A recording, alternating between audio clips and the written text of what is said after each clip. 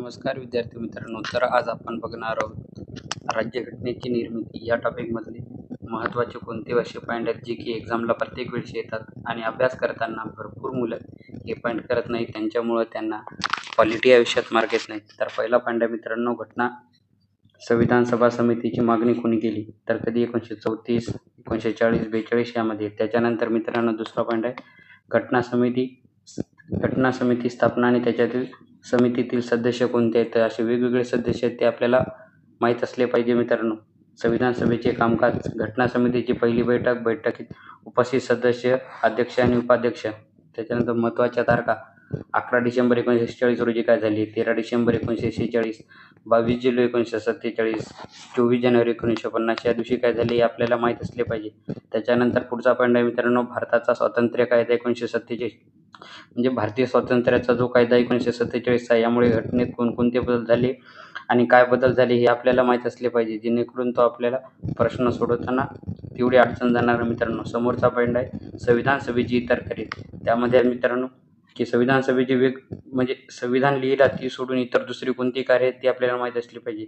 त्याच्यामधली तारीख 1949, त्याच्यानंतर 1947, 22 जुलै 1947 रोजी काय झालं, 24 जानेवारी 1950. अशा वेगवेगळ्या दिवशी आपण काय स्वीकारलं, काय घेतलं मित्रांनो, ह्या सगळ्या गोष्टी आपल्याला माहीत असल्या पाहिजेत. यानंतर पुढील पॉईंट आहे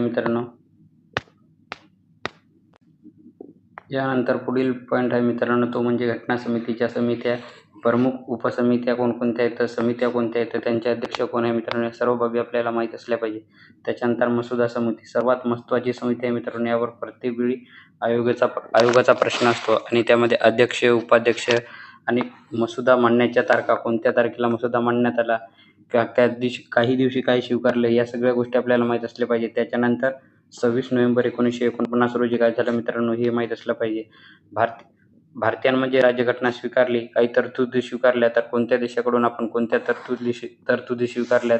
त्यानंतर 26 जानेवारी 1950 रोजी काय स्वीकारलं, 24 जानेवारी 1950 रोजी आपण काय स्वीकारलं मित्रांनो, कोणत्या बाबी लागू झाल्यात आणि कोणत्या बाबीमध्ये बदल झाले किंवा कोणते कायदे रद्द करण्यात आले, त्याच्या जागी नवीन कायदे आले मित्रांनो. तर त्याच्यानंतर काँग्रेस पक्षाची तज्ज्ञ समिती होती जी संविधान सभेसाठी होती मित्रांनो. तर त्याचे अध्यक्ष, उपाध्यक्ष आणि सदस्य कोण होते? महत्त्वाचे मित्रांनो म्हणजे त्याचे अध्यक्ष, त्याचे सदस्य मित्रांनो आणि त्याची एखादी जर सभा भरली असेल तर कुठे भरली एवढंच आपल्याला माहीत असणं पाहिजे. त्याच्यानंतर संविधान सभेवर टीका, वेगवेगळ्या व्यक्तींनी टीका केली आहे, तर तुम्ही त्या टीका बघून घेणं महत्त्वाचं आहे मित्रांनो. पूर्ण जरी माहीत नसल्या तरी ज्या प्रत्येक वेळेस रिफ्लेक्ट होतात आयोगाच्या आपल्या प्रश्नपत्रिकेमध्ये, त्या आपल्याला माहीत असणं खूप महत्त्वाचे आहे. त्याच्यानंतर घटनेतील पक्ष न्याय सदस्य, समुदाय न्याय सदस्य आणि राज्य न्याय सदस्य. त्याच्यानंतर महत्त्वाच्या नोंदी, त्यामध्ये मित्रांनो पहिली सभा कधी भरली, त्याच्यानंतर दुसरी सभा, अध्यक्ष म्हणून कोणाची निवड झाली, उपाध्यक्ष म्हणून कोणाची निवड झाली, किंवा वेगवेगळे प्रांताचे किती सदस्य होते मित्रांनो, कोण म्हणजे निर्वाचित कोण होते, इलेक्टेड कोण होते, नॉमिनेटेड कोण होते, ह्या सर्व गोष्टी आपल्याला माहीत असल्या पाहिजे मित्रांनो, जे की पॉलिटीचा अभ्यास करताना खूप महत्त्वाचे आहे. यानंतर पुढचा पॉईंट आहे मित्रांनो, आणि तो म्हणजे समोरचा चॅप्टर, तो पण खूप महत्त्वाचा आहे आपल्यासाठी, तो म्हणजे राज्यघटनेची वैशिष्ट्ये. राज्यघटनेची जी वैशिष्ट्ये आहेत ते आपल्याला माहीत असले पाहिजे मित्रांनो, जे की आयोग वारंवार परीक्षेत विचारत असतो. ह्या सर्व गोष्टी करताना आपण हे सर्व डाटा जो काढला आहे तो फक्त PYQ ओरिएंटेड काढला आहे मित्रांनो, जो की आपल्यासाठी खूप महत्त्वाचा आहे मित्रांनो. जास्तीत जास्त यावर आपला फोकस असला पाहिजे. आणि PYQ करताना ज्या आयोगानं आधी आपल्याला ऑप्शन दिलेले आहेत, त्या चारही ऑप्शन आपल्याला माहीत असणे पाहिजे मित्रांनो. जरी परीक्षेत आपल्याला दोन्ही जरी आपल्याला ऑप्शन माहीत असले तरी आपण ते इलिमिनेट पद्धतीने त्याचा आन्सर काढू शकतो मित्रांनो. समोरचा भाग आहे मित्रांनो, तो म्हणजे राज्यघटनेतील भाग. राज्यघटनेतील वेगवेगळे भाग आहेत मित्रांनो, ते आपल्याला माहीत असले पाहिजे. त्याच्यानंतर अनुसूच्या कोणकोणत्या आहेत त्या आपल्याला माहीत असल्या पाहिजे. समोर जाताना राज्यघटनेचे स्रोत, आपण वेगवेगळ्या देशाकडून जे काही घेतलेले आहेत मित्रांनो, कोणत्या देशाकडून काय घेतलेलं, अमेरिकेकडून, कॅनडाकडून, ऑस्ट्रेलियाकडून आपण ज्या गोष्टी स्वीकारल्या आहेत मित्रांनो, त्या सर्व गोष्टी आपल्याला माहीत असल्या पाहिजेत. आणि आयोगाचा प्रत्येक 1 वर्षी मित्रांनो 1 प्रश्न याच्यावर असतो आणि दुसऱ्या वर्षी 2 प्रश्न असतात. म्हणजे हा टॉपिक खूप महत्त्वाचा आहे मित्रांनो. राज्यघटनेची वैशिष्ट्ये करताना हा आपल्याला माहीतच असला पाहिजे. त्याच्यानंतर समोर महत्त्वाच्या कलमांचा तक्ता. आता खूप असे कलम आहेत मित्रांनो, जे की मागच्या 10 वर्षात प्रत्येक वेळेस तेच रिपीट होतात. वारंवार त्याच्यावर आयोग प्रश्न विचारत असतो आणि प्रत्येक मुलं ते करत राहतात, पण जी कलमं आपल्यासाठी गरजेची नाही ती पण करतात. त्याच्यामुळे त्यांना मार्क येत नाही मित्रांनो. आणि इथेच फसतात मित्रांनो मुलं. आपल्याला जी कलमं आयोगानं विचारलेली आहेत PYQमध्ये आपण बघायची मित्रांनो आणि ती सर्वात जास्त करायची. त्याच्यानंतर राज्यघटनेवर टीका, राज्यघटनेवर वेगवेगळ्या व्यक्तींनी ज्या टीका केलेल्या आहेत, त्या आपल्याला माहीत असल्या पाहिजेत. जेणेकरून आपल्याला 2-3 टीका जरी माहीत असल्या, तरी आपण ते इलिमिनेट पद्धतीने सोडवू शकतो. अशा प्रकारे आपण अभ्यास केला तर निश्चितच आपला रिझल्ट येईल मित्रांनो आणि आपल्याला पॉलिटी या विषयात चांगले मार्क येतील. राज्यघटना निर्मितीमध्ये बघताना मित्रांनो आपल्याला हे पॉईंट पण करणे गरजेचे आहे. 1919चा कायदा, 1935चा कायदा आणि याच्यावर आलेले प्रश्न बघणे महत्त्वाचे आहे. आणि जे प्रश्न आलेले आहेत मित्रांनो, किमान आपल्याला तेवढं जरी माहीत असलं तरी आपण ते प्रश्नाचं उत्तर काढू शकतो ऑप्शन इलिमिनेट करून मित्रांनो. त्याच्यानंतर आहे संविधान सभेची मागणी कोणी केली व केव्हा केली. संविधान सभेच्या निवडणुका आणि त्या संबंधित बाबी मित्रांनो. निवडणुकामध्ये कोणत्या प्रांताला किती सीटा होत्या मित्रांनो, कमीत कमी सीटा आणि जास्तीत जास्त सीटा हे आपल्याला जोड्या-जुळवा यामध्ये येऊ शकते. त्याच्यासाठी ते माहीत असणं आपल्याला महत्त्वाचे आहे मित्रांनो. त्याच्यानंतर संविधान सभेची तात्पुरती बैठक कधी झाली मित्रांनो, त्याचे अध्यक्ष कोण होते आणि कायमस्वरूपी बैठक आणि शेवटची बैठक या सर्व बैठकी आणि त्यांचे अध्यक्ष आणि ठिकाण आपल्याला माहीत असलं पाहिजे. आणि जर तारीख दिलेली असेल तर ती पण लक्षात ठेवायचा प्रयत्न करा मित्रांनो, कारण काही वेळेस परीक्षेत तारीख पण विचारण्यात आलेली आहे. त्याच्यानंतर सभेच्या समित्या आणि त्यांचे अध्यक्ष. आता संविधान सभा खूप मोठी होती मित्रांनो, त्याच्यासाठी भरपूर समित्या होत्या.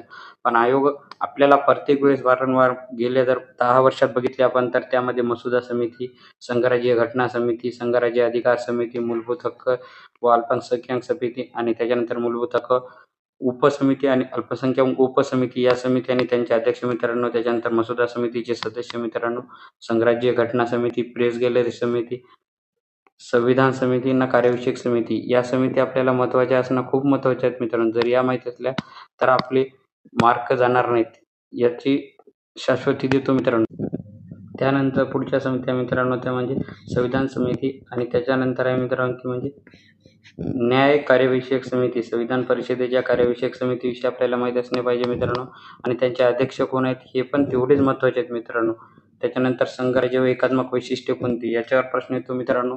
खाली आपल्याला ऑप्शनमध्ये 4 संघराज्य वैशिष्ट्ये देतात आणि त्याच्यानंतर आपल्याला एकात्मक वैशिष्ट्ये विचारतात. तर याच्यामध्ये आपल्याला त्याच्यामधला जो डिफरन्स आहे मित्रांनो, किमान एक जरी आपल्याला संघराज्य तरी माहीत असली तरी आपण ती एकात्मक नाहीत या दृष्टीने आपण एलिमिनेट करून प्रश्न सोडवू शकतो. तसेच त्याच्यानंतर आहे मित्रांनो, तसेच भारताच्या संघराज्याबद्दल विविध विचारवंतांची मते.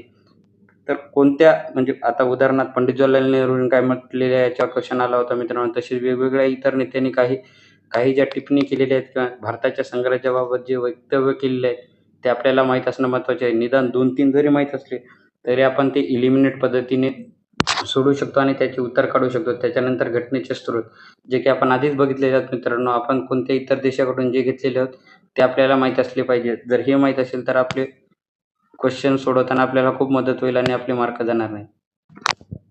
आपण बघणार आहोत मित्रांनो गणित आणि बुद्धिमत्ता यामधील शेकड्यावर हे टॉपिक. हा टॉपिक करताना आपल्याला या टॉपिकवरचे सर्व प्रश्न करणं गरजेचे आहे मित्रांनो. किमान 200 प्रश्न असतील तर त्यापैकी आपण 4 दिवसात हा टॉपिक समाप्त करणार आहोत आणि किमान रोज आपण 50 प्रश्न सोडवणार आहोत, जेणेकरून आपला रिव्हिजन पण व्हायला पाहिजे मित्रांनो.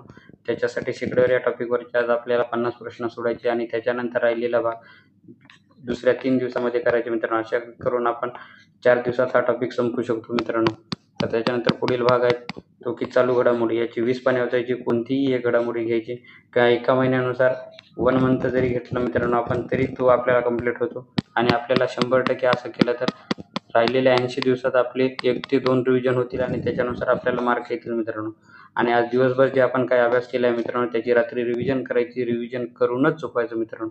हा कंपल्सरी आहे मित्रांनो. अभ्यास कमी झाला तर चालते मित्रांनो, पण रिव्हिजन असं आहे मित्रांनो, तुम्ही जर नुसतं रिव्हिजन जरी केलं तर त्याच्यावर जास्तीत जास्त मार्क येतात. एका दिवशी अभ्यास नाही झाला तरी पाहिजे, अभ्यास नाही झाला तरी चालेल, पण रिव्हिजन झालीच पाहिजे मित्रांनो त्याच्यासाठी. आणि हे सर्व करताना मित्रांनो रिव्हिजन झाल्यानंतर 21,000 मधील सर्व प्रश्न घ्यायचे, जे टॉपिक आज आपण वाचले त्या टॉपिकवरचे सर्व प्रश्न सोडायचे मित्रांनो OMR घेऊन. आणि त्याच्यानंतर आपण आपलं ॲनालिसिस करायचं मित्रांनो की आपल्याला कोणते प्रश्न जमवलेत किंवा कोणते जमणं झालेत, आपण कुठं चुकायलो, फॅक्टवर चुकायलो किंवा कन्सेप्च्युअल क्वेश्चन आला तर तिथं चुकायलो. या सर्व गोष्टी जर आपण केल्या मित्रांनो तर आपला 100% आपला रिझल्ट येणार मित्रांनो, मी अशी गॅरंटी देतो. आणि प्री क्वालिफाय तर 100% होणार मित्रांनो. फक्त हा आपला जो 80 दिवस जो रिव्हिजनचा प्रोग्राम चालणार आहे मित्रांनो, याला रोज तुम्ही फॉलो करा आणि तेवढंच करा मित्रांनो.